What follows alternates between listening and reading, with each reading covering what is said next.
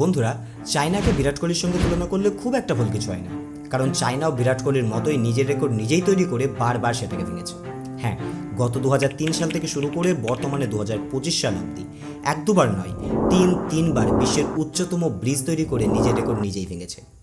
সালটা 2003, যখন চায়না বিপানজিয়াং গুয়ানজিং নাম নিয়ে পৃথিবীর প্রথম এমন একটা সাসপেনশন ব্রিজ তৈরি করলো যেটা প্রায় 300 মিটার বা 1000 ফিট উচ্চতায় অবস্থিত, এবং প্রথমবারের জন্য চায়নায় তৈরি হলো বিশ্বের উচ্চতম ব্রিজ। দ্বিতীয়বারটা যখন সালটা 2016, তখন বিপানজিয়াং ডিউজ নাম নিয়ে তৈরি হলো 500 মিটার উচ্চতায় আরও একটা ব্রিজ, যেটা দ্বিতীয়বারের মতো বিশ্ব রেকর্ড তৈরি করলো পৃথিবীর উচ্চতম ব্রিজ হওয়ার।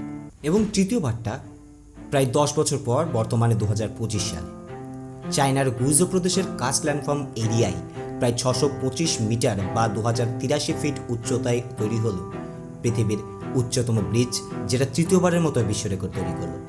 এটা বিশ্বের উচ্চতম ব্রিজ হওয়ার সাথে সাথে 2890 মিটার দৈর্ঘ্য নিয়ে তৈরি হওয়া পৃথিবীর দীর্ঘতম স্প্যান ব্রিজের রেকর্ড তৈরি করলো। ব্রিজ তিনটির উচ্চতায় কোনো মিল না থাকলেও তাদের মধ্যে একটা জিনিস কমন, এই তিনটি ব্রিজই তৈরি হয় চায়নার বিপান নামের 200 কিলোমিটার দীর্ঘ একটা জলধারার উপর।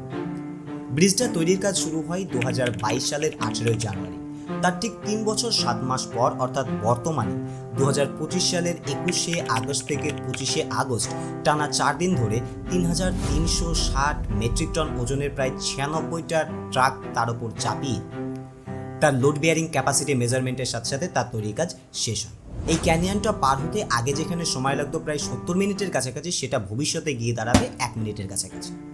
ব্রিজটা তৈরি করার পেছনে মূল কারণই হলো চায়নার গুইজো প্রদেশ, যেটা অর্থনৈতিক দিক থেকে অনেকটা অনুন্নত এবং বলা যায় প্রায় বাকি চায়নার থেকে তার সম্পর্ক পুরোপুরি বিচ্ছিন্ন, তাকে একটা নতুন পরিচয় দেওয়া।